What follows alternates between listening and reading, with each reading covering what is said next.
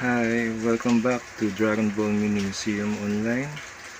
So we have here Janemba from the movie Dragon Ball Fusion Reborn. So Janemba is the main villain on that movie. So we have here the reason why Janemba was created, this guy. To all the guys that watch the movie, they all know what happened. So this is the second form of the first form of Janemba. This one, the big guy, and then the final form of this guy.